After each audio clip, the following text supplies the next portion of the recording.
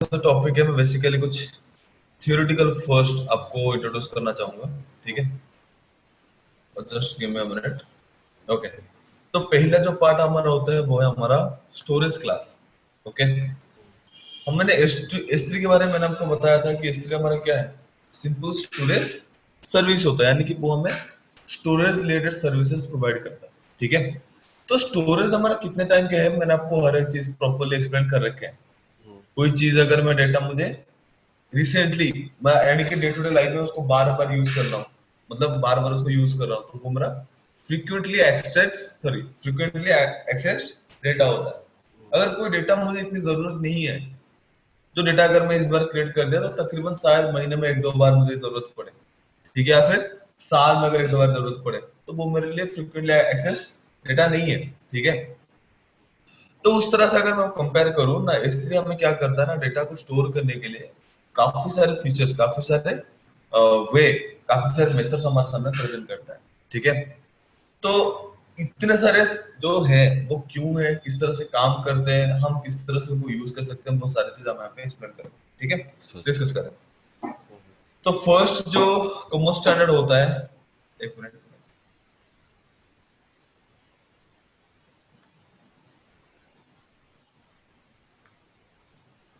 Okay, तो storage class. Okay, तो first जो क्लास आता है वो आता है हमारा S3 स्टैंडर्ड। S3 स्टैंडर्ड मतलब आप अगर कोई डेटा को फ्रिक्वेंटली एक्सेस कर रहे हो, ठीक है, तो वो डेटा क्या होता है ना, हमें AWS ने एक स्पेसिफिक स्टोरेज दिया है। अगर आपको कोई data frequently day to day life में हर एक दिन हर एक आवर में आपको क्या करना है, उस डेटा को एक्सेस करना है, तो आप वहां पे क्या करो ना, इसे S3 स्टैंडर्ड को यूज करो। उसमें क्या होगा ना, डेटा अपलोड मतलब डेटा स्टोर करने के लिए आपको चार्जेस नहीं लगेंगे, सॉरी, वहां पे आपको डेटा एक्सेस करने के लिए चार्जेस नहीं लेंगे, और जब डेटा स्टोर करोगे उस स्टोर डेटा के ऊपर आपको क्या करना पड़ेगा, पैसे देने पड़ेंगे। अच्छा। लाइक मैं अगर बात करूं इसको इस तरह से बताऊं, जैसे कि मेरा हार्ड ड्राइव हो गया, मान लो मेरा कोई इंपॉर्टेंट डेटा है जिसको मैंने क्या किया, मैंने सिस्टम के हार्ड जो डेस्कटॉप है उसके ऊपर रख दिया, मैंने उसको क्यों यूज किया, मुझे पता है कि मैं उसको डे टू डे लाइफ में बार बार यूज करूंगा, ठीक है? जस्ट एन एग्जांपल मैं देता हूँ। मेरे पास एक इवनिंग का एक सेशन है जिसमें तकरीबन 8 स्टूडेंट्स है, तो मैंने क्या किया, उन बैचेस का इंफॉर्मेशन ये डेस्कटॉप के ऊपर मैंने सेव कर दिया। ऐसा क्यों किया है? ऐसा करने का एक पर्पस है, क्योंकि मुझे डेटा हर दिन एग्जैक्टली आफ्टरनून टाइम पे मुझे वो चाहिए होता है, तो फ्रिक्वेंटली एक्सेस करने के लिए मैं उसको सामने रख दिया। वैसे ही AWS क्या करता है ना, ये जो S3 हमें प्रोवाइड करता है स्टैंडर्ड का, तो स्टैंडर्ड का मतलब यही होता है कि आप डेटा को जितनी बार एक्सेस कर लो, एक्सेस करने के लिए आपको पे करने की जरूरत नहीं।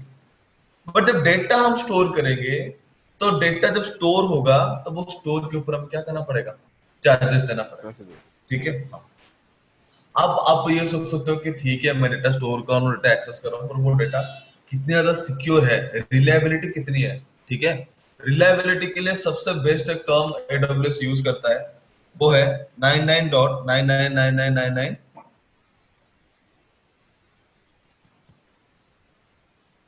डैश परसेंट, तो वो इतनी ज्यादा रिलायबिलिटी क्या करता है, एश्योर करता है। लाइक अगर आप देखोगे तो 0.0000 ये ओवरऑल होता है क्या है ना, 11.9, तो इस वजह से आपको याद रखने के भी मतलब ज्यादा ज्यादा आपको दिक्कत नहीं आएगी, ठीक है? 11 टाइम 9 है, ठीक है? तो ये हमें क्या करता है ना, हमें ड्यूरेबिलिटी के लिए क्या देता है, एक गारंटी प्रोवाइड करता है। अगर आप इस चीज को अगर ध्यान से देखोगे तो ये आपका मतलब पूरा अगर ईयर पे अगर कंसिडर करोगे तो ये मैक्सिमम को 30 मिनट्स का क्या देता है, एक लेटेंसी देता है। लाइक 30 मिनट शायद आप ये जो डेटा है उसको आप एक्सेस ना कर पाओ, बट डेफिनेटली बाकी आप पूरे साल में जितनी बार चाहे उतने बार डेटा को क्या कर सकते हो, एक्सेस कर सकते हो, ठीक है? तो पुनीत ये भी आपके मन में आ रहा होगा, लाइक हमारे सिस्टम में अगर मैं कोई डेटा रख रहा हूँ, इनकेस मेरा सिस्टम डैमेज हो गया, ठीक है, डेटा तो मेरा लॉस हो गया ना, कैसे? तो AWS में भी तो सेम ही हो सकता है ना, अगर मैं S3 स्टोरेज पे कोई डेटा स्टोर कर रहा हूँ, इनकेस वहां पे कुछ हाजार्ड हो गया, वहां जहां पे सर्वर है वहां पे कुछ नेचुरल फिनोमेनन के थ्रू कुछ हो गया, अर्थक्वेक सुनामी टाइप कुछ हो गया, वो पूरा पूरा डेटाबेस सेंटर मेरा गायब हो गया, तो क्या होगा, मेरा डेटा तो लॉस हो जाएगा। तो फिर AWS को इतना चार्जेस देने की जरूरत क्या है, वो चीज तो मेरे सिस्टम पे है और AWS पे भी है। एक्चुअली इस चीज को अगर आप AWS के नजरिए पे देखोगे, AWS क्या करता है, मैं जो आपके लिए चार्जेस लेता हूं आपके डेटा स्टोर करने के लिए, तो उसके भी पे मैं क्या करता हूँ ना, डेटा को एक स्पेसिफिक रीजन पे स्टोर नहीं करता। मैं डेटा को क्या करता हूँ, 3 रीजन पे सेव करता हूँ। ठीक है, अगर लाइक मैं अगर कोई डेटा को मुंबई रीजन में स्टोर किया हूँ स्टैंडर्ड पे, तो वो वहां पे क्या करेगा, उसका कॉपी 3 क्रिएट करेगा, और 3 कॉपीज को, एक अगर मेरा मुंबई हुआ तो दूसरा कॉपी वो दूसरे क्या करेंगे, जहां पे सर्वर्स होंगे उस सर्वर में स्टोर स्टोर कर देगा। इनकेस कहीं पे एक सर्वर मेरा डाउन हो गया, लाइक मेरा मुंबई कुछ नेचुरल फेनोमेनन की वजह से डिस्ट्रॉय हो गया, तो AWS क्या कर सकता है, मुझे दूसरे जो स्टोर किए हुए लोकेशन से मुझे क्या कर सकता है, डेटा रिट्रीव करके दे सकता है। ठीक है, तो इससे क्या होता है ना, हमारा डेटा बैकअप भी मेंटेन रहता है, यानी कि इनकेस हमारा डेटा फेलियर हो जाता है तो हमें उस चीज का पता भी नहीं चलेगा। तो इसी वजह से AWS को यूज करना हमारे लिए क्या हो जाता है, नेसेसिटी हो जाता है डेटा को सिक्योर करने के लिए। क्लियर है चीज?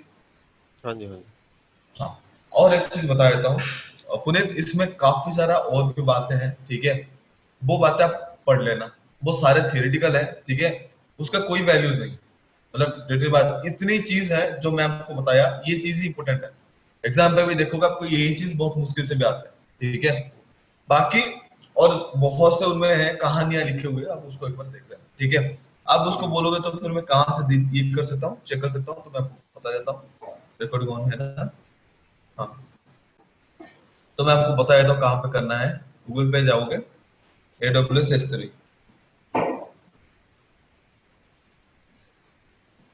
नीचे कर लो, ये रहा S3। ठीक है, इसमें आपको डिटेल मिल जाएगा थियोरेटिकल। ठीक है जी। ठीक है, उसका बेनिफिट क्या है, एक्सेस पॉइंट वगैरह क्या है, उसमें क्लासेस वगैरह क्या है। ठीक है, इसमें पूरा का पूरा आपको मिल जाएगा, और इसी के थ्रू आपको क्या करना पड़ेगा, बहुत सारे थियोरेटिकल जो पार्ट मैंने आपको बताया उसको आपको क्या करना है, थोड़ा थोड़ा चेक करना है। ठीक है, लाइक यहाँ पे अगर देखो, यहाँ पे लिखा है उसका स्टोरेज क्लास। स्टोरेज क्लास में अगर आप क्लिक करोगे तो यहाँ पे आएगा आपका S3 standard, Amazon S3 standard की फीचर्स मैंने आपको बताया, low latency and high throughput performance, जो मैंने आपको एक्सप्लेन कर दिया है। ड्यूरेबिलिटी वही है। तो अब क्या लिखा है, resilient as sorry against events that impact on entire button छोड़ दो, बहुत सारे कहानी सारे लिखा है। ठीक है, एन्क्रिप्शन के लिए वो वहां पे SSL को यूज करता है डेटा को सिक्योरली ट्रांसमिट करने के लिए। अगर आप डेटा के ऊपर लाइफ साइकिल मैनेजमेंट और एक्टिवेट किए हो तो वहां पे क्या कर सकता है, वो एप्लीकेबल भी रहेगा। तो ये क्या है, वो हम आज एक करेंगे। ठीक है, यहाँ पे एक चीज और देख लो, वहां पे इतने सारे स्टोरेज क्लास में हमारे सामने अवेलेबल है। स्टोरेज क्लास अगर आप देखोगे वो 6 टाइप्स का है। स्टैंडर्ड है, S3 स्टैंडर्ड, दूसरा आपका इंटेलिजेंट टीयर। ये जो है ना इंटेलिजेंट टीयर, ये बड़ा सही चीज है। ठीक है, मैं आपको इसके बारे में बड़ा अच्छे से बताऊंगा, ये मतलब फनी सा है। ठीक है, बड़ा सही लगता है। उसके बाद आता है क्या ना, स्टैंडर्ड IA। IA का मतलब होता है इनफ्रीक्वेंट एक्सेस।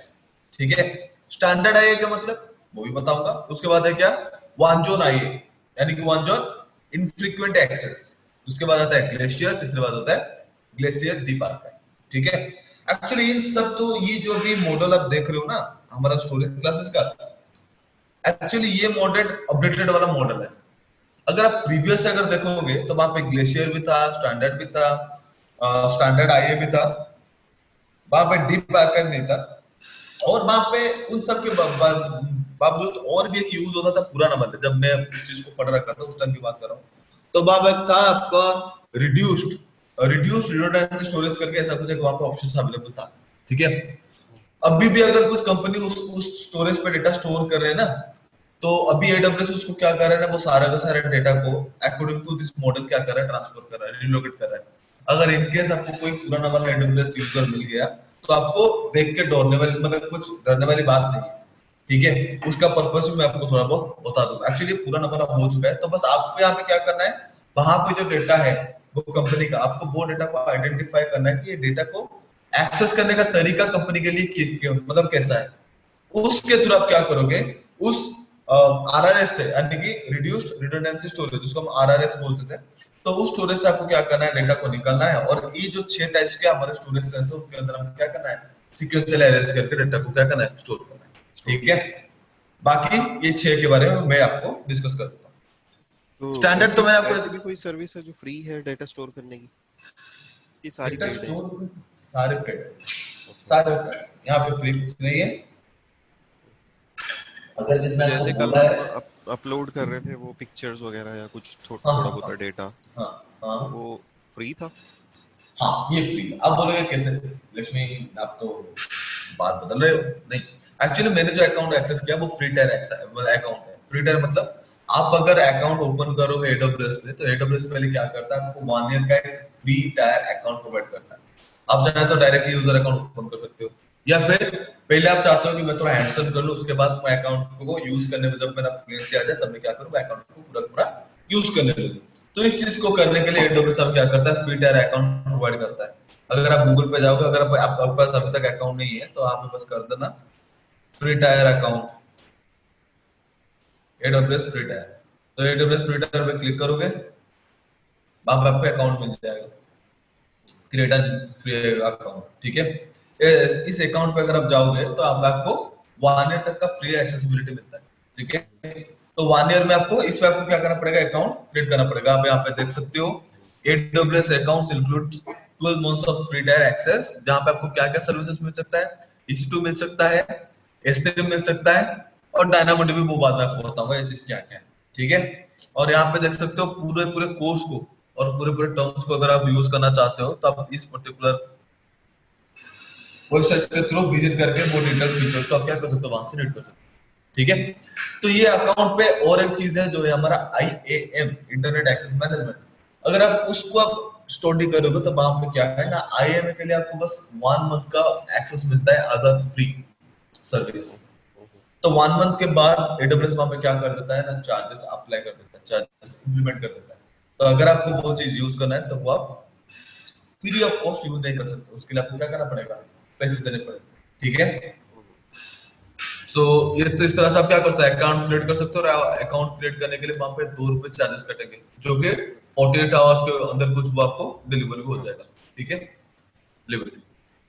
तो दूसरा स्टोरेज है क्या आपका, S3, ठीक है।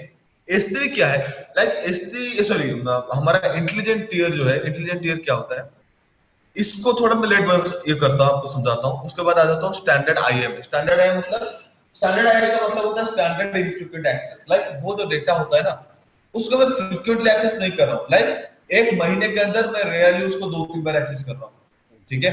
तो इस टाइप के जो एक्सेसिबिलिटी होता है डेटा के ऊपर, उस टाइप के डेटा को हम क्या बोलते हैं ना, इनफ्रीक्वेंट एक्सेस ऑफ डेटा बोलते हैं, ठीक है। तो उस टाइप को डेटा को स्टोर करने के लिए हम क्या कर सकते हैं, S3 के ऊपर यूज करेंगे। तो वहां पे आपको एक्सेसिबिलिटी के लिए ज्यादा पैसे की जरूरत नहीं पड़ेगा, यानी डेटा को अगर एक्सेस करोगे तो वहां पे आपको ज्यादा चार्जेस नहीं पड़ेंगे। बट जब डेटा आप स्टोर करोगे वहां पे आपको क्या करना पड़ेगा, स्टोर सॉरी, यहाँ पे अगर आप इनफ्रीक्वेंट एक्सेस पे जाओगे तो वहां पे आपको डेटा स्टोर करने के लिए ज्यादा चार्जेस नहीं लगेंगे। बट जब आप एक्सेस करोगे तब आपको क्या करना पड़ेगा, डेटा के लिए चार्जेस इंप्लीमेंट होगा, ठीक है।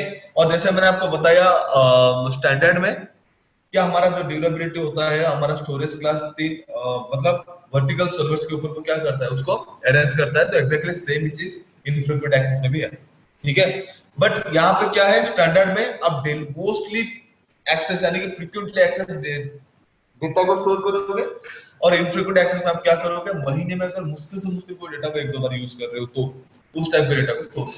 तो यहाँ पे स्टोरेज रिलेटेड आपको क्या करना पड़ेगा, चार्जेस देने नहीं पड़ेंगे आपको। वहां पे चार्जेस किसके लिए इंप्लीमेंट होगा ना, जब आप डेटा को एक्सेस करोगे। अगर मैं उसको स्टैंडर्ड के साथ कंपेयर करूं तो स्टैंडर्ड में क्या करते हैं, डेटा एक्सेस को लिए आपको लिए चार्जेस नहीं है, बट डेटा जब आप स्टोर करोगे उस स्टोर डेटा के लिए आपको क्या करना पड़ेगा, चार्जेस पे करना पड़ेगा, ठीक है। उसके बाद आता है क्या, S3 वन जोन आई है। लाइक जो इनफ्रीक्वेंट एक्सेस है आपके डेटा का, ठीक है, वो डेटा आपके लिए इतना ज्यादा माइनर नहीं है, ठीक है।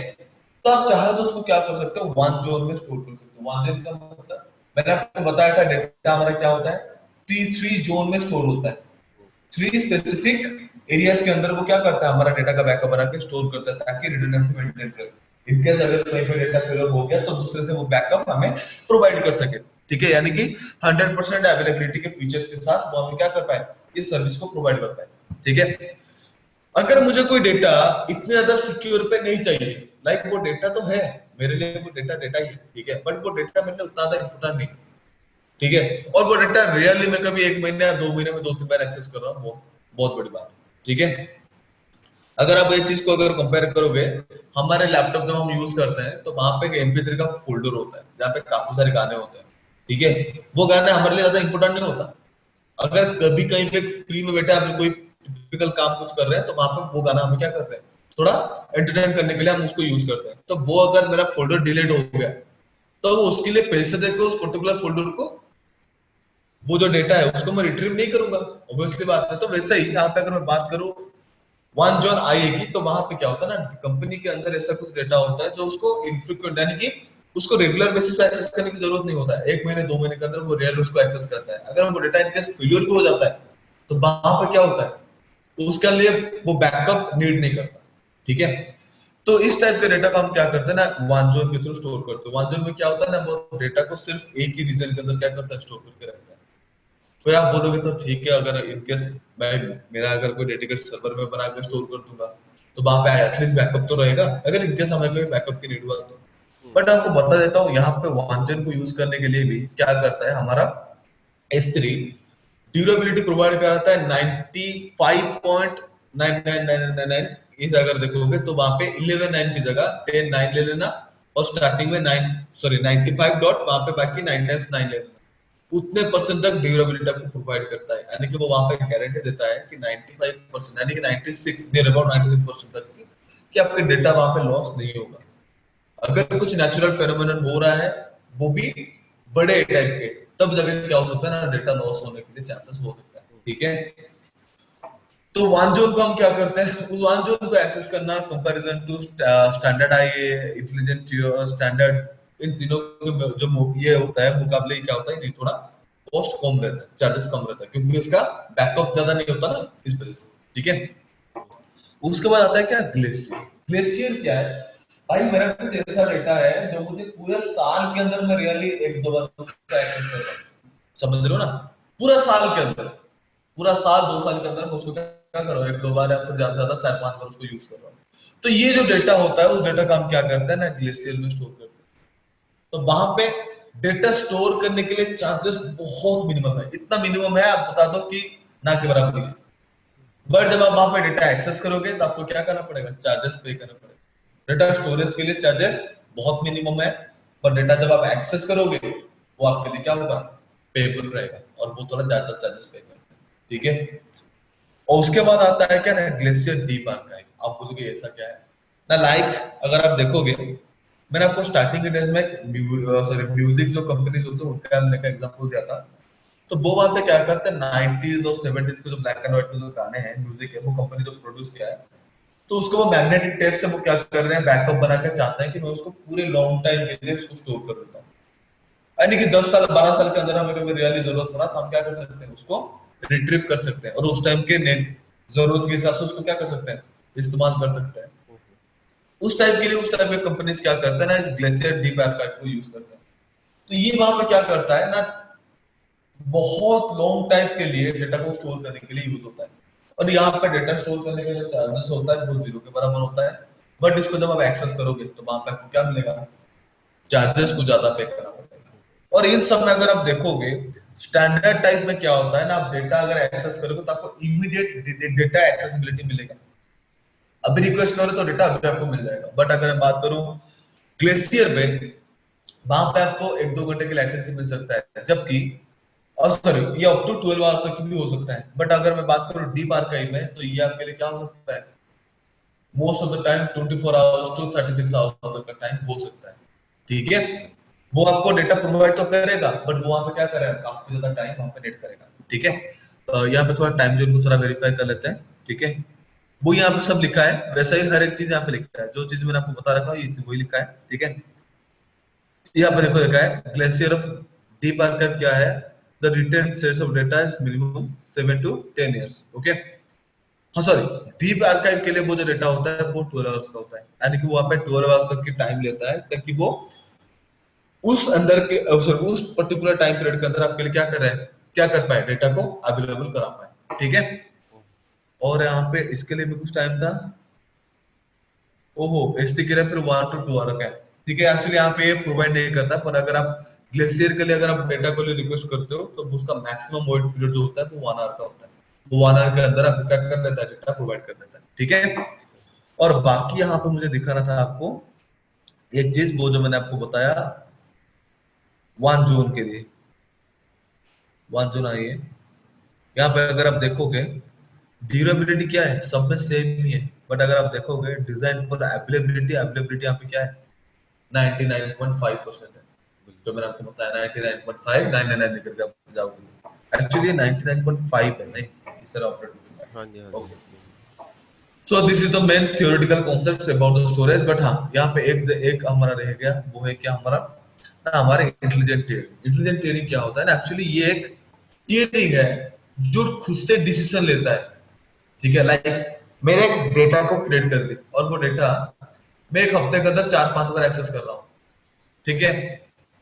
तो वहां पे इंटेलिजेंट टियर क्या करेगा, उस डेटा के ऊपर क्या करेगा ना, निगरानी रखेगा, यानी कि उसको ऑब्जर्व करेगा कि यूजर उसको कितनी बार एक्सेस कर रहा है। अगर मैं एक हफ्ते के अंदर 7 दिन के अंदर उसको 4, 5 या 6, 7 बार उसको एक्सेस कर रहा हूँ, तो वो उसको क्या करेगा, वैसे स्टैंडर्ड जोन में उसको रखेगा। अगर मैं 7 दिन के अंदर उसको एक्सेस नहीं किया, 15 दिन तक उसको रियली एक बार एक्सेस किया हो, तो वो वहां पे क्या करेगा, उस डेटा को खुद उस S3 इंटेलिजेंट टियर के अंदर क्या करेगा, स्टोर कर देगा। अगर वो डेटा 1 महीने तक मैंने इंटेलिजेंट टियर में भी उसको एक्सेस नहीं किया, तो वो वहां पे क्या करेगा, डेटा को स्टैंडर्ड इनफ्रीक्वेंट एक्सेस में भेज देगा। ओहो, वहां पे भी अगर मैं डेटा को 2 महीने तक या फिर 3 महीने तक एक्सेस नहीं किया, जो टाइम पीरियड हमने स्पेसिफाई किए होंगे, उस टाइम के अकॉर्डिंग हमने एक्सेस नहीं किया, तो वो वहां पे क्या करेगा, ऑटोमेटिक उस डेटा को क्या करेगा, ग्लेशियर में डाल देगा। वहां पे भी अगर एक्सेसिबिलिटी हमने नहीं की, तो वो डेटा हमारा कहाँ पे चला जाएगा, डीप आर्काइव में चला कीपर में। जाएगा। तो एक्चुअली डीप आर्काइव, ये जो प्रोसेस होता है, ये जो प्रोसेस मैंने आपको पूरा का पूरा बता दिया, ये एक्चुअली मैनेज होता है लाइफ साइकिल मैनेजमेंट सिस्टम से, AWS पे। बट वहां पे इंटेलिजेंट टियरिंग का रोल क्या है ना, इंटेलिजेंट टियरिंग बस दो चीजों को लेके, दो क्या बोलते हैं उसको, टाइप्स के बीच में वो क्या होता है, इंप्लीमेंट होता है, वो उन्हीं चीजों के बीच में काम करता है। जैसे कि अगर स्टैंडर्ड में कोई डेटा है, वो 15 दिन तक एक्सेस नहीं हुआ, तो वो उसको क्या करेगा, खुद के अंदर स्टोर कर लेगा 1 महीने तक। 1 महीने के अंदर वो क्या करेगा, उस डेटा को इनफ्रीक्वेंट सेक्शन में ट्रांसफर कर लेगा। और इनफ्रीक्वेंट एक्सेसिबिलिटी में अगर कोई यूजर उस डेटा को एक्सेस कर रहा है, तो वो उसको अगेन क्या करेगा, इमीडिएटली ट्रांसफर कर देगा किसमें, S3 स्टैंडर्ड में, ताकि वो डेटा को फ्रीक्वेंटली वहां पे एक्सेस कर पाए, ठीक है। फिर वहां पे वो वेट करेगा 15 दिन 20 दिन के लिए। अगर वो डेटा वहां पे एक्सेस नहीं हुआ, तो उसको क्या करेगा, वो खुद के अंदर मूव करेगा। अगर उसके अंदर होते हुए उस डेटा को यूजर ने एक्सेस कर दिया, तो वो उसको इमीडिएटली क्या कर देगा, फिर से स्टैंडर्ड पे मूव कर लेगा। तो ये जो प्रोसेस होता है, इस प्रोसेस को परफॉर्म करने के लिए हमें S3 लाइफ साइकिल यूज करने की जरूरत नहीं। एक्चुअली लाइफ साइकिल मैनेजमेंट क्या है, जैसे मैंने आपको बताया ना, डेटा हमारा ऑटोमेटिकली हमारे यूज के अकॉर्डिंगली डिफरेंट डिफरेंट स्टोरेजेस में क्या होता जाता है, ट्रांसफर होता जाता है, ओहो, ठीक है।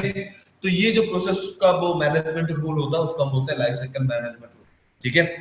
और आइए जो इंटेलिजेंट टियर है, वो वहां पे क्या करता है ना, वो स्पेसिफिकली दो रीजन के बीच में काम करता है, ताकि डेटा हमारा प्रॉपर्ली दो रीजन के साथ क्या कर पाए, स्टोर हो पाए, ठीक है। लाइक जैसे मैंने आपको बताया, अगर स्टैंडर्ड में है, मैं उसको 15-20 दिन तक यूज नहीं किया, तो वो उसको खुद के अंदर स्टोर कर देगा। अगर मैं 1 महीने तक उस डेटा को एक्सेस नहीं किया, तो वो उसको क्या कर देगा, इनफ्रीक्वेंट एक्सेस में स्टोर कर देगा। वहां से अगर मैं डेटा को एक्सेस कर रहा हूँ, तो वो डेटा को मूव कर देगा इमीडिएटली किसमें, स्टैंडर्ड पे, ताकि मैं डेटा को फ्रिक्वेंटली एक्सेस कर पाऊं। तो इस तरह से क्या होता है ना, वहां पे दो स्पेसिफिक स्टोरेज सेल्स के ऊपर वो क्या करता है, डेटा को मूव कराने के लिए हम इस्तेमाल करते हैं, ठीक है। ओहो, तो specifically this is all about the storage type of S3, okay. तो बेसिकली 6 टाइप के हैं। तो बाकी जो थियोरेटिकल नोट है, मैं आपको ये आपको भेज देता हूँ, अगर आपके पास टाइम रहे तो आप उसको देखना। हाँ, बिल्कुल। आप बोलोगे कि इसमें और क्या चीज है, जो मैंने आपको बताया कि आपको थियोरेटिकल पढ़ना है। ये चीज तो मैंने आपको बता दी, जो चीज अगर आप पढ़ोगे तो वो सेम चीज आपको मिलेगा एग्जाम ओरिएंटेड, अगर आपको पढ़ना है तो। बाकी अगर आप देखोगे जॉब ओरिएंटेड, तो वहां पे और एक चीज को आपको क्या करना है, ध्यान से देखना है, वो है आपका प्राइसिंग, ठीक है। यहाँ पे प्राइसिंग क्या क्या है, ठीक है। डिफरेंट डिफरेंट स्टोरेज को यूज करने के लिए, डिफरेंट डिफरेंट स्टोरेज में डेटा स्टोरिंग को लेके या एक्सेस को लेके, ये जो सॉरी AWS ने क्या क्या अमाउंट स्टोर कर रखा है, तो यहाँ पे आप क्या कर सकते हो, चेक कर सकते हो। और यहाँ पे जो डेटा के ऊपर प्राइस टैग होता है, वो पर जीबी के बेसिस पे होता है। अगर आप स्टैंडर्ड पे देखोगे, जितना प्रॉपर स्टोरेज के लिए होता है, यानी कि फ्रीक्वेंटली डेटा एक्सेस के लिए होता है, ठीक है, जहाँ पे डेटा स्टोरिंग का प्राइस क्या होता है, $0.023 पर जीबी होता है। मैंने आपको बताया था, अमाउंट बहुत मिनिमम होता है, नेग्लिजिबल प्राइस क्या क्या है वो मुकाबले, ठीक है। और ये 50 TB तक होता है पर मंथ के लिए, ठीक ओहो, है। और अगर आप देखोगे यहाँ पे ज्यादा डेटा स्टोर करोगे ना, आपका प्राइस ऑटोमेटिकली क्या हो जाएगा, कम होता जाएगा। ऐसा बोलोगे ऐसा क्यों है? ज्यादा डेटा अगर मैं स्टोर कर रहा हूँ तो प्राइस उससे ज्यादा होना चाहिए ना। एक्चुअली स्टैंडर्ड में हम क्या करते हैं, डेटा स्टोर के लिए हम जितना सॉरी ज्यादा डेटा स्टोर करेंगे, वो उसके लिए प्राइस इस वजह से कम लेता है, क्योंकि वो एक्सेसिबिलिटी के टाइम उस पेमेंट को क्या कर लेता है, उस अमाउंट को क्या कर लेता है, ज्यादा ले लेता है।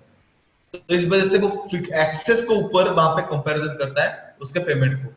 तो अगर वो एक्सेस पे हाई चार्जेस ले रहा है तो स्टोरेज के लिए वो प्राइस क्या करेगा, रिड्यूस करेगा। तो इस वजह से वहां पे क्या किया है, बैलेंस को सॉरी अमाउंट को बैलेंस किया। तो उस तरह से अगर आप देखोगे इनफ्रीक्वेंट एक्सेस पे भी है, ठीक है। स्टैंडर्ड आईए स्टैंडर्ड, वो सारे चीजें यहाँ पे अवेलेबल है, हम्म, ठीक है। तो उस चीज को आपको क्या करना है, चेक करना है, फाइन। तो इस चीज को लिए मैं यहाँ पे ज्यादा कुछ नहीं बोलना चाहूंगा, बस आपको ये जो चीज है, आपको ये चीज खुद से उसको पढ़नी है और इस चीज को ठीक है आपको सर। देखनी है, क्योंकि जब आप कोई कंपनी के लिए काम करोगे तो आपको ये चीज आपको क्या हम्म, करना पड़ेगा, डिलीवर करने में हेल्प होगी। बिल्कुल। क्योंकि वहां पे प्राइसिंग वगैरह का आपको ही क्या करना पड़ेगा, वहां पे मैनेजमेंट बैठाना पड़ेगा कि कितना हम्म, प्राइस आप वहां पे एस्टिमेट कर रहे हो, ठीक है। तो हम्म, ये लिंक आपके लिए मैं भेज दिया, आप चाहो तो उस लिंक को कॉपी कर सकते हो, ठीक है। हम्म, ठीक है। अब मैं मूव कर जाता हूँ किस पे, ना हमारे लाइफ साइकिल मैनेजमेंट रूल पे, ठीक है। जो लाइफस्टाइल मैनेजमेंट रूल ऑलरेडी मैं आपको बता रखा हूँ कि वो किस तरह से काम करता है, ठीक है। उसके लिए मैं सिंपल से क्या करता हूँ, चला जाता हूँ हमारे प्रैक्टिकल टाइप पे, ठीक है। तो प्रैक्टिकल पे आ जाता है हमारा, जिसको हम बोलते हैं लाइफ साइकिल मैनेजमेंट, ओके। और S3 life cycle management policy, okay. अच्छा। तो उसके लिए मुझे क्या करना पड़ेगा, sign in to console, console पे मूव कर जाता हूँ। एक्सेसिबिलिटी मिल जाएगा मुझे लग रहा है, लॉगिन नहीं मांगेगा, ओके। मांग गया, तो ऊपर उसको दूंगा, तो देते हैं एंटर। रूट अकाउंट पे करें, रूट अकाउंट पे कर लेते हैं। मुझे एक्चुअली वो मेरा कब अकाउंट का पासवर्ड वगैरह पूछ चुका हूँ। तो एट द रेट आज 1 2 इसका में से क्या लगा रखा था मैंने, पूरे ऑथेंटिकेटर सामने, गूगल ऑथेंटिकेटर था। हाँ,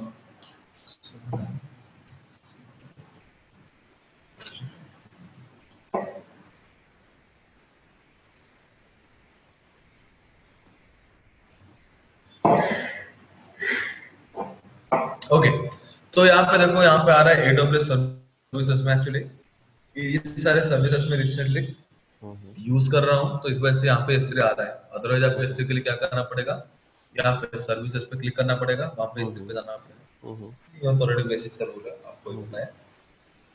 तो यहाँ पे क्लिक करने के बाद अगर आप देखोगे तो वहां पे आपको बकेट मिलेंगे, ठीक है। एक है हमारा प्रो AWS 1, दूसरा हमारा टिटल AWS। तो इस दोनों को मैं क्या करता हटाता, एक्चुअली ये जो AWS 1 है ना, ये एक्चुअली दूसरे सुपर अकाउंट के साथ मर्ज है, इस वजह से आप अगर उसको डिलीट भी करोगे ना, डिलीट होगा नहीं। देख रहे हो सारे इसमें डिसेबल्ड है, हम्म, और एक्टिव नोटिफिकेशन में उसका कुछ नहीं है। अगर आप देखोगे ये अकाउंट एग्जिस्ट नहीं करता। अगर मैं उसको एम्प्टी करता हूँ, बकेट का नाम क्रो AWS 1 कंफर्म, ठीक है। डिलीट करता हूँ, हो जाए तो बड़ी बात है, मुझे नहीं लगता कि होगा। कंफर्म, डिलीट नहीं होगा। यार हो गया, बहुत हम्म, बढ़िया, थैंक यू। मुझे लग रहा था नहीं होगा, शायद मैंने कैंसिल कर दिया वहां से एक्सेसिबिलिटीज का। हम्म, ओके, बकेट को डिलीट करने से पहले बकेट का आपको क्या करना पड़ता है, एम्प्टी करना होता है, ठीक है। एम्प्टी करने के बाद ही आप क्या कर सकते हो, वो बकेट को डिलीट कर सकते हो। तो मैं फिर दोनों बकेट्स को डिलीट कर देता हूँ, फ्रेश बकेट क्रिएट करके इन सारे चीज को वहां पे प्रैक्टिकली देखते हैं, ठीक है। यहाँ पे जाते हैं डिलीट, अकाउंट को डिलीट कर लेते हैं।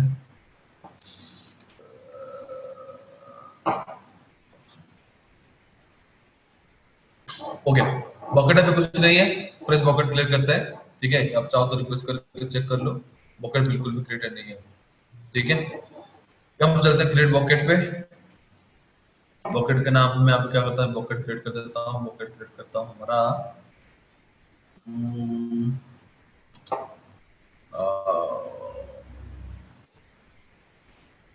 Partho AWS, okay, sorry, Prartho account AC, okay. और इसके लिए मैं रीजन स्पेसिफाई कर देता हूँ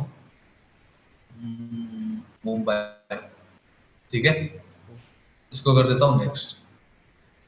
नेक्स्ट करने से पहले मैं उसको पहले क्रिएट कर देता हूँ, ठीक है, क्रिएट कर देता हूँ, ठीक है। ये मेरा मुंबई रीजन पे क्रिएट हो गया, ठीक है। और ठीक है। यहाँ पे मैं क्या करता हूँ, दूसरा एक अकाउंट क्रिएट करता हूँ। दूसरा अकाउंट होता है आपके नाम पे, पुनीत डेनमार्क, ओके। और इसके लिए मैं रीजन स्पेसिफाई कर देता हूँ, डिफॉल्ट जो है हमारा टोक्यो, उस पर करता हूँ नेक्स्ट, ठीक है। इसको क्लिक नहीं करता। यहाँ पे आया क्या, वर्जन, वर्जन ऑलरेडी हम कर चुके हैं, ठीक है। तो अगर मैं यहाँ पे बात करूँ तो यहाँ पे आप चाहो तो वर्जन को एक्टिवेट कर सकते हो, ताकि वो क्या कर सके, ऑपरेटेड वाला फाइल और उसका पुराना वाला फाइल दोनों का कॉपी वो क्या कर सके, स्टोर कर सके। तो मैं यहाँ पे क्या करता हूँ, प्रेफरेबल मैं वर्जन को एक्टिवेट कर देता हूँ, ठीक है। अगर आप वहां पे अगर जाओगे नीचे तो बाकी जो चीजें हैं हमारे लिए कोई काम का है नहीं। अगर आप देखोगे ऑब्जर्वेबल लॉगिन, लॉगिन के लिए वो वहां पे सिक्योरिटी फीचर्स के कुछ मांग रहा है, उसके लिए हमारे कुछ काम नहीं है, उसको छोड़ो, ठीक है।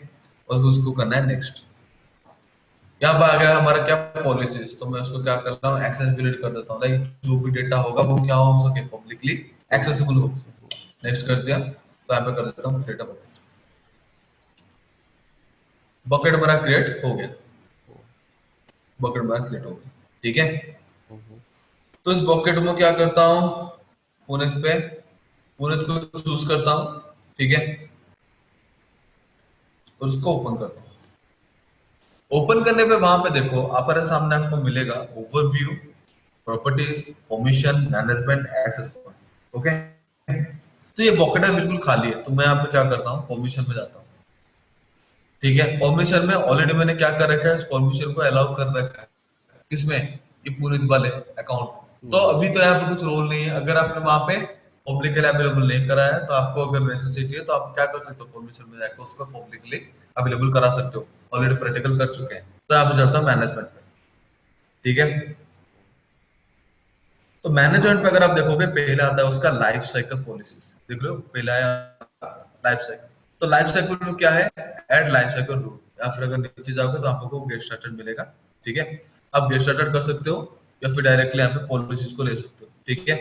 तो आज पर योर फर्स्ट कॉन्सेप्ट, तो मैं यहाँ पे क्या करता हूँ, गेट स्टार्टेड करता हूँ, ठीक है। तो वहां पे आगे आपको रूल नेम इंसर्ट करने के लिए, ठीक है।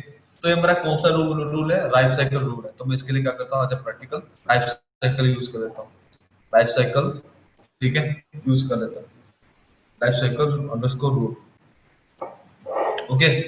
इसके लिए आप क्या कर सकते हो, वहां पे रूल का स्कोप क्या है, क्या है स्कोप पे ये लिखा है, limit the scope to specify prefixes और टैग्स, लाइक कोई स्पेसिफिक ऑब्जेक्ट्स के ऊपर आप क्या कर सकते हो ना, लाइफ साइकिल इंप्लीमेंट कर सकते हो। लाइक ये पर्टिकुलर ऑब्जेक्ट अगर इतने टाइम तक स्टोर नहीं हुआ तो वो इस स्टोरेज में मूव कर जाए, तो इस टाइप के आप क्या कर सकते हो, इंप्लीमेंट कर सकते हो। दूसरा ऑप्शन क्या है, apply to all objects in the object, sorry in the bucket. तो इस बकेट के अंदर जितने भी ऑब्जेक्ट्स होगा उन सबके ऊपर क्या कर सकते हो, ये पॉलिसी को इंप्लीमेंट भी कर सकते हो, ठीक है। तो मैं सबको ही एक्सेस कर देता हूँ, ठीक है। करने के बाद मुझे करना है नेक्स्ट। नेक्स्ट करने के बाद वहां पे क्या आ रहा है, स्टोरेज क्लास ट्रांजिशन। तो ट्रांजिशन में क्या आ रहा है, देखो ना, करंट वर्जन के लिए कर सकते हो या प्रीवियस वर्जन के लिए कर सकते हो।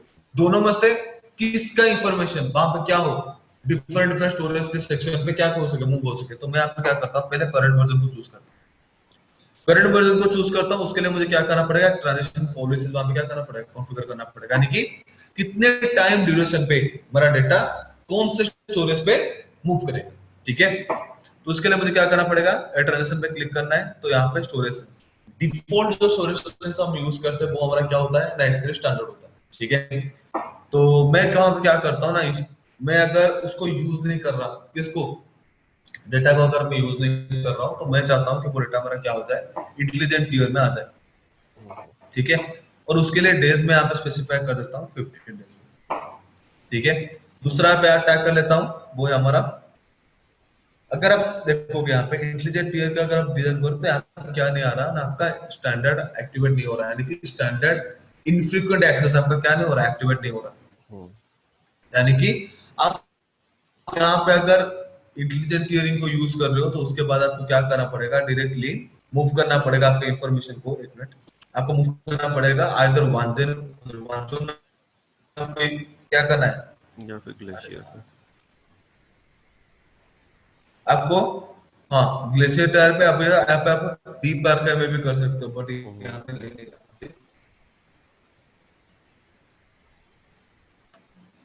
अरे क्या छोड़िए। हम्म।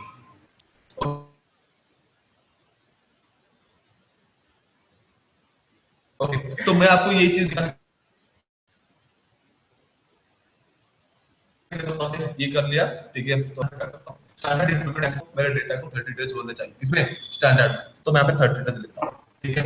30 डेज के बाद मैं क्या कर सकता हूँ वहां पे अगर आप चाहो इन्फ्रीक्वेंट एक्सेस में डेटा मूव करने के लिए तो आप क्या कर सकते हो इन्फ्रीक्वेंट टियरिंग पे मूव करा सकते हो बट मैं यहाँ पे चाहता हूँ नहीं मेरा डेटा 30 डेज के बाद इन्फ्रीक्वेंट पे नहीं सॉरी इंटेलिजेंट टियरिंग पे नहीं मेरा डेटा किस पे चले जाए ग्लेशियर। ग्लेशियर पे चला जाए।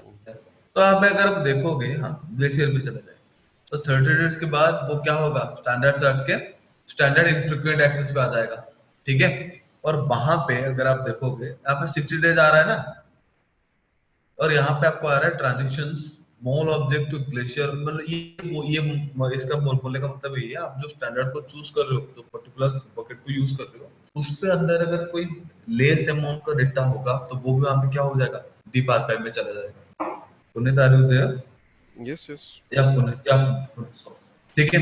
तो इस वजह से इसका इंफॉर्मेशन वो दे रहा है ठीक है। तो अगर आप कोई डेटा मूव कर रहे हो तो पूरे पूरे बकेट को अगर मूव कर रहे हो तो उसमें पूरा का पूरा डेटा के साथ आप उस पूरे पूरे बकेट को मूव करो तो इस रिलेटेड कुछ इन्फॉर्मेशन आपने दिया है उसका कॉस्ट वगैरह आपको स्पेसिफाई कर रखा है ठीक है। और यहाँ पे आप अगर देखोगे एक्टिवेट करोगे 60 डेज के बाद मैं डेटा को कहाँ पे भेज रहा हूँ ग्लेशियर पे भेज रहा हूँ। मैं उसको कर देता हूँ नेक्स्ट।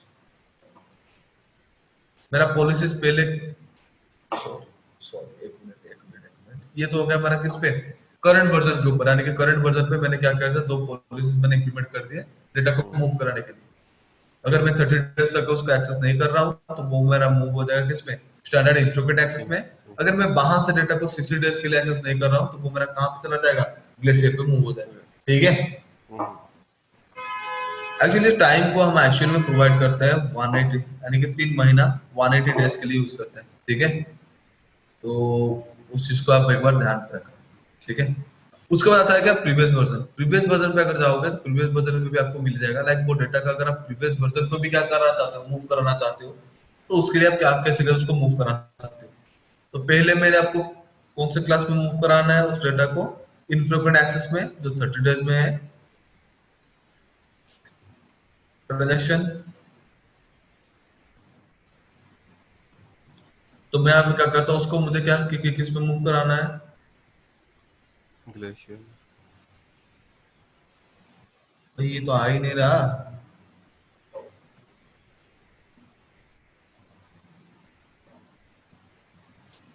ये आ क्यों नहीं रहा मुझे समझ में नहीं आ रहा।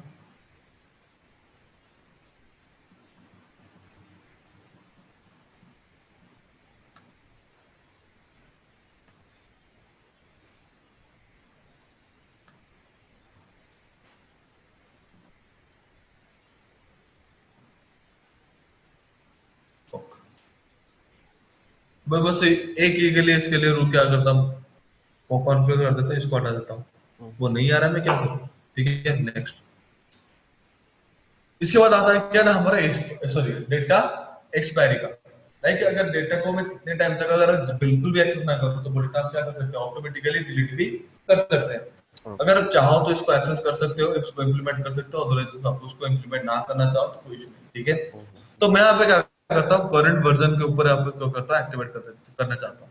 तो बाय डिफॉल्ट क्या है ना 545 डेज के लिए क्या रहता है एक्सपायरेशन टाइम यूज करता है लाइक 545 डेज तक अगर मैं डेटा को एक्सेस नहीं कर रहा हूँ तो वो डेटा मेरा क्या हो जाएगा ऑटोमेटिकली डिलीट हो जाएगा यानी कि रिमूव हो जाएगा। तो ये चीज मैं क्या करता हूँ करंट वर्जन के लिए 0 कर देता हूँ ठीक है। बट यहाँ पे अगर नीचे देखोगे तो वहां पे आपको टर्म देखने को मिलेगा जो है हमारा expire after days must be A positive integer inter and integer value greater than 0। तो आप अगर बोलोगे मैं अगर उसको लाइफ टाइम एक्सेस के लिए आपको मुझे कुछ करना है मतलब उसको कॉन्फ़िगरेशन करना है तो उसके लिए आपको कॉन्फ़िगरेशन फैसिलिटी नहीं है। नहीं है। ठीक है, तो उसके लिए आपको क्या करना पड़ेगा, हर ड्यूरेशन के हिसाब से आपको आके क्या करना पड़ेगा, उस पॉलिश को एडिट करके उसका जो टाइम है उसको क्या करना पड़ेगा, आपको ज्यादा देना पड़ेगा। लेकिन अगर आपका 545 डेज है तो 500 हो गया है, आप उसको क्या करोगे, इंक्रीज कर दोगे उसका टाइम और 500। ठीक है, तो इस तरह से आप उसको क्या कर सकते हो, मैनेज कर सकते हो। तो मैं यहाँ पे उसको कर देता हूँ 365, यानी कि वन ईयर के लिए कर देता हूँ। ठीक है, ये हो गया आपका करंट वर्जन के लिए। अगर वर्जन के लिए भी कर सकता हूँ, प्रीवियस वर्जन के लिए 395 है, तो मैं उसको क्या करता हूँ, कंपेयर करता हूँ 60 डेज के लिए, जहाँ पे मैंने उसको कॉन्फ़िगर किया है किस पे, कि 60 डेज के लिए वो डेटा मेरा इन्फ्रेक्टेड एक्सेस पे आ जाएगा। ठीक है, तो इन्फ्रेक्टेड एक्सेस पे आने के बाद वो डेटा मेरा क्या हो जाए, नाइस्टर रूल को चेक करने के बाद वो डेटा मेरा एक्सपायर हो जाए, डिलीट हो जाए, वो मेरा एक्सेसिबिलिटी के लिए कोई काम का नहीं। तो यहाँ पे मुझे क्या करना है, नेक्स्ट करना है।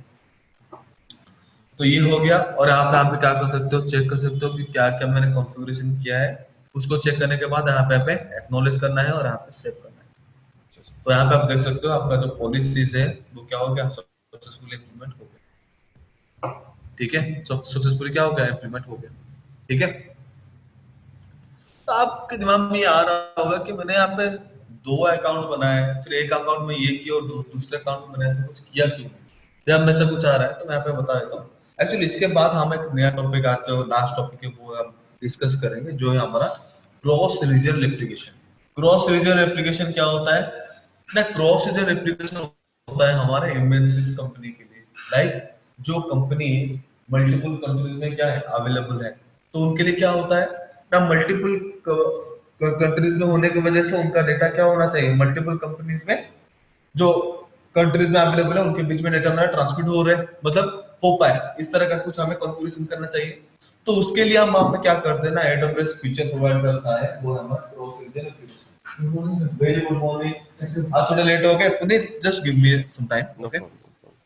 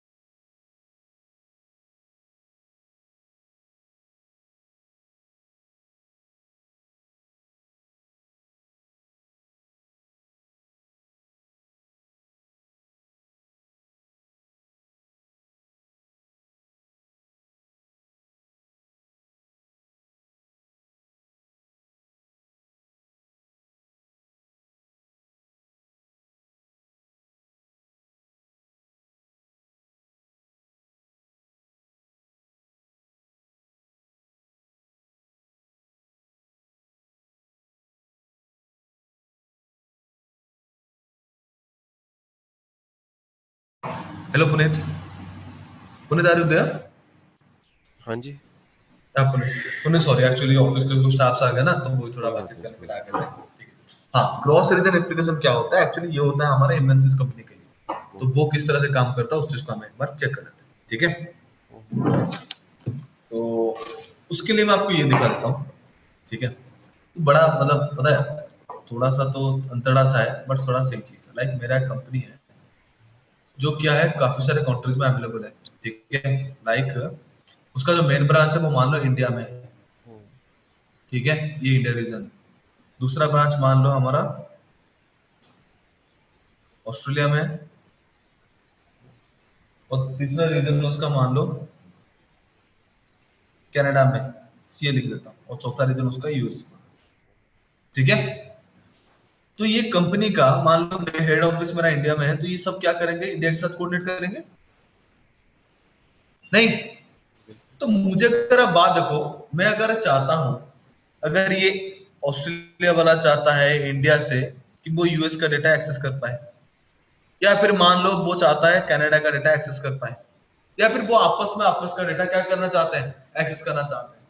तो जहां पे मेरा सर्वर होस्टेड होगा, जहां पे मेरा सर्वर होस्टेड होगा, हम उसमें क्या करेंगे, CRR एक्टिवेट कर देंगे, क्रॉस रीजन एप्लीकेशन एक्टिवेट कर देंगे। तो वहां पे फीचर्स क्या होगा, अगर यहाँ पे ऑस्ट्रेलिया में कोई बंदा कुछ डेटा वहां पे स्टोर कर रहा है ना, तो उस डेटा का एक कॉपी उसके सर्वर पे स्टोर होने के साथ साथ मेरे इस इंडिया वाले सर्वर पे अगर मैंने लोकेशन दे दिया है, तो मेरा इंडिया वाले लोकेशन पे क्या हो जाएगा, स्टोर हो जाएगा। अच्छा अच्छा।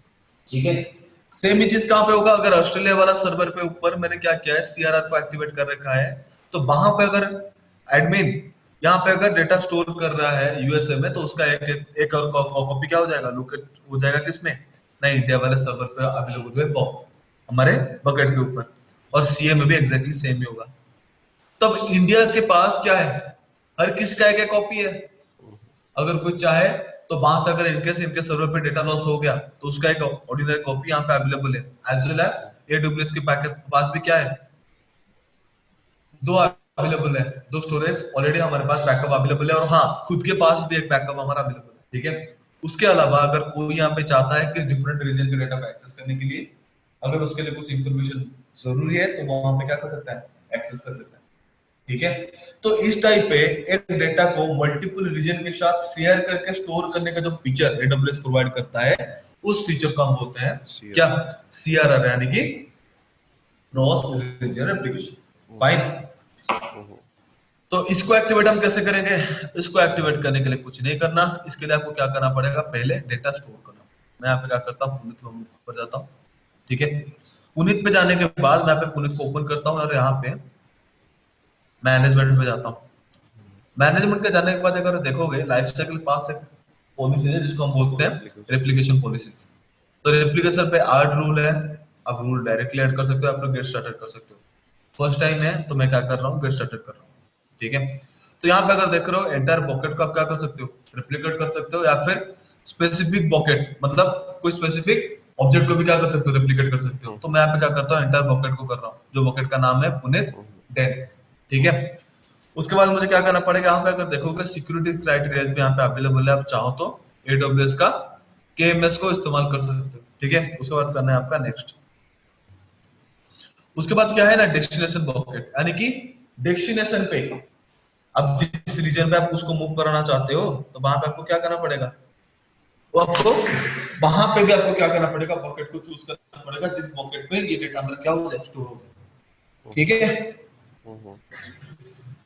तो मैं यहाँ पे क्या करता हूँ, बकेट पे सिलेक्ट बकेट पे क्लिक कर लेता हूँ। और यहाँ पे अगर देखोगे, bucket in this account like same he bucket के अंदर, मतलब सेम ही S3 के अंदर आप एक नया बकेट क्रिएट करके उसमें भी आप क्या कर सकते हो, डेटा स्टोर कर सकते हो, या फिर दूसरे अकाउंट में अवेलेबल बकेट के अंदर डेटा स्टोर कर सकते हो। ठीक है। तो मैं अगर यहाँ पे देखोगे, तो मेरे पास यहाँ पे क्या है, ऑलरेडी एक बकेट अवेलेबल है जो है मेरा पार्थ AC, जिसको मैंने क्रिएट किया था। ठीक है। और यहाँ पे अगर देखोगे, तो आप बोलोगे कि अगर मेरे बकेट के अंदर वो, मतलब मेरे S3 के अंदर वो बकेट मुझे शो कर रहा है, तो वो दूसरे लोकेशन पे रेप्लिकेट कैसे होगा। मैंने आपको बताया था, बकेट शो करता है किसमें, बकेट शो करता है ग्लोबली। आप जब बकेट क्रिएट करते हो, वो क्या होता है, रीजन स्पेसिफाई होता है, बट ये ग्लोबली क्या होता है, एक्सेसिबल होता है। ठीक है। तो मैंने जो पास्ट वाला जो बकेट क्रिएट किया है मेरे इस S3 अकाउंट के अंदर, यानी कि मेरे इस रूट अकाउंट के अंदर, तो वो मेरा मुंबई स्पेसिफिक में है, जबकि ये पुनित डेल वाला अकाउंट वो मेरा टोक्यो में, टोक्यो में। तो ऑब्वियसली मेरा कॉपी कहाँ पे बन जाएगा, पार्थ वाले में बन जाएगा। तो मैं इसी को चूज कर लेता हूँ। ठीक है। या आप यहाँ से इसको चूज कर सकते हो, या फिर नया बकेट क्रिएट कर, आप यहाँ पे क्रिएट कर सकते हो। अगर आपको बकेट कोई दूसरे अकाउंट में है, तो वहां पे आपको अकाउंट आईडी और उसका बकेट नाम लेने के बाद उसको सेव कर सकते हो। तो मैं यहाँ पे क्रिएटेड बकेट को क्या करता हूँ, चूज कर लेता हूँ। ठीक है। This bucket does not have versioning enabled. आ गया सामने, तो चीज का बताना था। अगर आप रेप्लिकेशन यूज कर रहे हो, तो आपको एक चीज मैंडेटरी देखनी है, जिस पे आप एक्टिवेट कर रहे हो वहां पे वर्जनिंग इनेबल्ड हो, और जिस अकाउंट पे आप उसको रेप्लिकेट कर रहे हो उसके ऊपर भी क्या हो, वर्जनिंग इनेबल्ड हो। ये आपके लिए क्या है, मैंडेटरी प्रोसेस है, not recommended, it's mandatory. Okay. नहीं करोगे तो एक्टिवेट नहीं होगा। ठीक है। तो मुझे वहां पे क्या करना पड़ेगा, मूव करना पड़ेगा पाथ वाले अकाउंट पे। ठीक है। और उसमें मुझे क्या करना पड़ेगा, चेंज करना पड़ेगा। अगर यहाँ पे आप देखोगे, तो पुनिदेन जो है वो मेरा टोक्यो में है और पार्थो वाला जो बकेट है वो मेरा किस में है? मुंबई पे। तो मैं क्या करता हूँ पार्थो वाले पे वर्जनिंग इनेबल कर देता हूँ। वर्जनिंग इनेबल करने के लिए मुझे यहाँ पे किस में मूव करना पड़ेगा? पुणे properties permission management access point में से किसी में मूव करना पड़ेगा? मैनेजमेंट में है शायद वर्जनिंग। मैनेजमेंट में शायद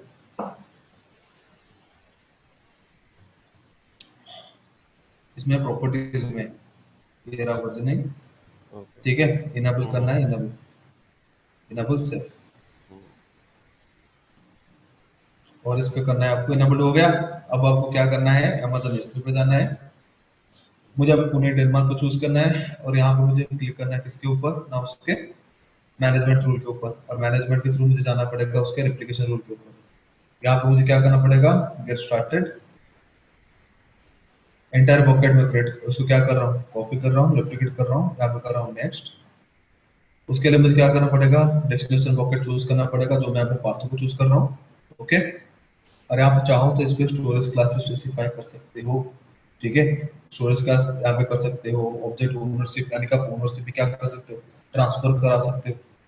ठीक है, ताकि आप अगर वहाँ पे अकाउंट क्रिएट किए हो as an owner, sorry bucket अगर आप क्रिएट किए हो तो आप अगर इसको, एक्चुअली बकेट का ओनरशिप यहाँ पे ट्रांसफर नहीं होता, यहाँ पे ओनरशिप ट्रांसफर होता है ऑब्जेक्ट का।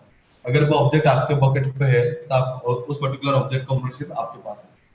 अगर आप उस पर्टिकुलर ऑब्जेक्ट को दूसरे किसी पॉकेट में ट्रांसफर कर रहे हो तो ऑब्वियसली वहां पे क्या होगा? आपका जो खुद का ओनरशिप है आप उसको हटा कर उस ऑब्जेक्ट के लिए दूसरे का ओनरशिप क्या कर सकते हो? टैग कर सकते हो। ठीक है, और यहाँ पे रेप्लिकेशन टाइम कंट्रोल, उसको सब मैं किसी को नहीं कर रहा, बस इसको चूज करके यहाँ पे नेक्स्ट कर रहा हूँ। ठीक है, यहाँ पे आपको क्या करना पड़ेगा? रूल कॉन्फ़िगर करना पड़ेगा IAM। तो मुझे यहाँ पे क्या करना है? रूल एक चूज करना है, तो क्रिएट न्यू रूल यहाँ पे कर देता हूँ।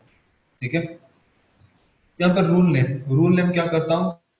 रूल नेम के लिए मैं यहाँ पे यूज कर लेता हूँ रेप। ठीक है, ये इनेबल्ड है, उसको कर देता हूँ नेक्स्ट। ठीक है, जो जो मैंने कॉन्फ़िगरेशन किया है उसके कॉन्फ़िगरेशन को आपको क्या करना है? वेरीफाई करना है जो हमने डिपार्टमेंट कॉन्फ़िगरेशन किया। अगर कुछ इनकेस छूट गया है तो आप यहाँ पे क्या कर सकते हो? वेरीफाई करके एडिट वाला ऑप्शन यहाँ पे अवेलेबल है, एडिट पे क्लिक करके उसको चेक कर सकते हो। तो यहाँ पे एक चीज आपको देखना है, मेरा सोर्स बकेट क्या है? पुणे, जो मेरा टोक्यो में है। डेटा मेरा रेप्लिकेट कौन से रीजन में होगा? उसका डेस्टिनेशन जो बकेट है वो मेरा पार्थ वाला अकाउंट है और जो मेरा अवेलेबल है किसमें? मुंबई रीजन में। ठीक है, उसको मैं करता हूँ सेव। थोड़ा टाइम टेकिंग है। सेव हो गया, काम खत्म। क्या आ रहा है? रेप्लिकेशन कॉन्फ़िगरेशन अपलोडेड, चलो अपडेटेड सक्सेसफुल। यहाँ पे हो गया, काम खत्म। अब मुझे अगर नीचे देखोगे तो वहां पे क्या आ रहा है? रूल है रैप एंटायर पॉकेट। मुझे क्या करना पड़ेगा? जो भी डेटा रखूंगा वो मेरा रेप्लिकेट हो जाएगा। Replicate owner object same source of, like मैं सेम ही रख रहा हूँ, यहाँ पे कुछ बाकी नहीं है, बाकी सारे वैसा ही लिखा है। ठीक है, तो मुझे यहाँ पे क्या करना है? सिंपल से जाना है उस पुनीत वाले बकेट के ऊपर, ओवरव्यू पे जाना है। डेटा मेरा क्या एम्प्टी है, तो मैं इस पे क्या करता हूँ? कुछ डेटा अपलोड कर देता हूँ। ऐड फाइल, तो ऐड फाइल में मैं क्या करता हूँ? यहाँ पे पुनीत करके डेटा होगा, देखा? पुनीत ओपन, मैंने जो कल फोल्डर बनाया था याद है ना? तो मैं हाँ हाँ करके फाइल है कुछ फोटो वगैरह, उसको मैं अपलोड कर देता हूँ। ठीक है, अपलोड हो गया। अपलोड होने के बाद मैं यहाँ पे क्या करता हूँ? उसको रिफ्रेश कर देता हूँ। इसको मैंने कौन से रीजन में अपलोड किया है? मैंने उसको अपलोड किया है हमारे टोक्यो वाले रीजन में। ठीक है, तो अब मैं क्या करूंगा? दूसरे वाला जो बकेट है उस बकेट में मैं मूव कर जाता हूँ। जो बकेट है मेरा हाँ। पार्थ वाला, जो मेरा मुंबई स्पेसिफिक में है, क्या उसमें वो डेटा आ गया होगा? इसमें आ गया? नहीं आया ना? नहीं आया अभी। रिफ्रेश कर दो, टना। ठीक है, हम्म। तो इस तरह से आप क्या कर सकते हो? RRS को यूज कर सकते हो, सॉरी CRR को यूज कर सकते हो, क्रॉस रीजन एप्लीकेशन। किसके लिए? डेटा को मल्टीपल लोकेशन में शेयर करके स्टोर करने। ठीक है, हम्म।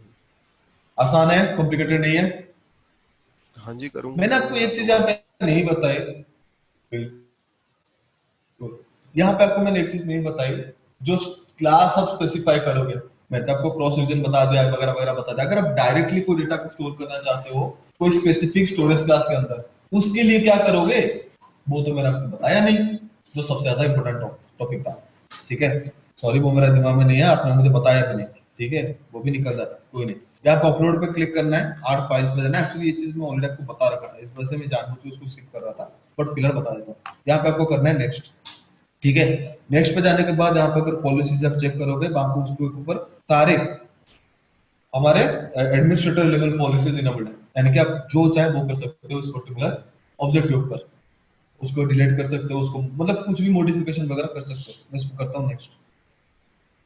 यहाँ पे आता है आपका स्टोरेज सेल्स का ऑप्शन, किसी भी ऑप्शन का आप क्या कर सकते हो, चूज कर सकते हो। अगर ग्लेशियर चूज करना है तो ग्लेशियर पे क्लिक करो, ग्लेशियर आपका चूज हो गया, देन उसी हिसाब से आपको नेक्स्ट कर दो, तो वोल्ट नंबर हो जाएगा, ग्लेशियर में स्टोर हो जाएगा।